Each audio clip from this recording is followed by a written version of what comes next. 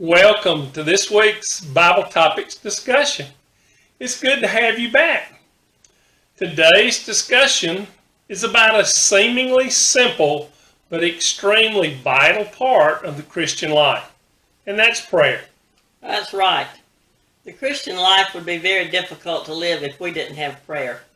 It's a tool that God gave us not because He needs it, but because we do.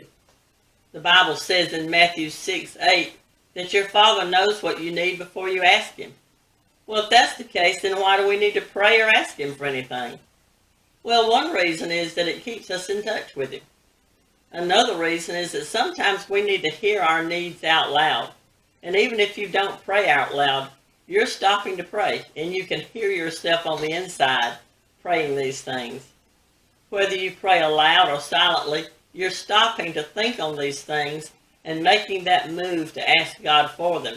And when He answers them, it encourages you and the rest of us. You're right. One thing we should do is first tell Him we love Him and tell Him how wonderful He is and recognize that He is all-powerful and all-knowing and ever-present, and that His love for us is undying and unconditional. We should thank Him for who He is and how He takes care of us. We all have things we want to ask Him, but we should first acknowledge how much we love Him and how wonderful He is. You can read prayers all over the Old and New Testaments that were prayed by our forefathers and mothers.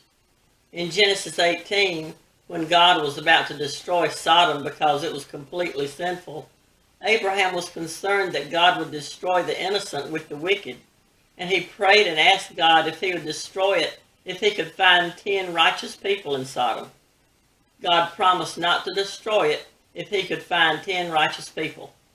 He could not, so He destroyed Sodom. Someone might say that God did not answer Abraham's prayer, but yes, He did. Abraham asked Him not to destroy Sodom if he could find 10 innocent people there, and he couldn't. So He continued with His plan for destruction. Yep. In Isaiah 38, King Hezekiah is told by the prophet Isaiah that he will die from a sickness he was suffering. Hezekiah grieved and prayed and cried. He prayed that God would remember how he had served Him faithfully and been a true man of God. Then in verse 5, God said to Isaiah, "Go and tell Hezekiah, this is what the Lord, the God of your father David says. I have heard your prayer and seen your tears. I will add 15 years to your life." In this instance, God answered Hezekiah's prayer very favorably.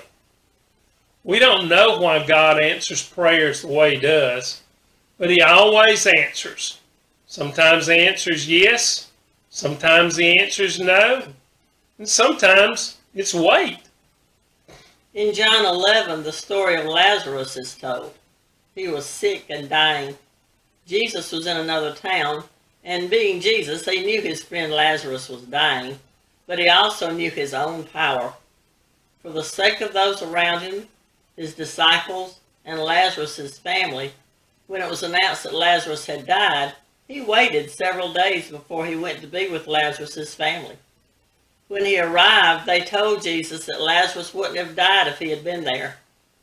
Jesus then did something miraculous. He took them all to the tomb and raised Lazarus from the dead. And he had been in the tomb for 4 days. Although it appeared to the family of Lazarus that Jesus had said no to their prayers for Lazarus, it had actually been wait. Wait and see what I will do. Yes, Lazarus died, but Jesus raised him from the dead. Some answers to prayer are miraculous. Besides the Lord's Prayer in Matthew 6 and Luke 11, there are numerous places in the New Testament where Jesus prayed. If Jesus needed to pray and wanted to pray, then surely it's necessary for us to. It keeps us close to God. We're encouraged and built up when we see prayers answered. Well, that's it for this week. Contact us with any questions you may have, And please like, comment, and share. See you next week.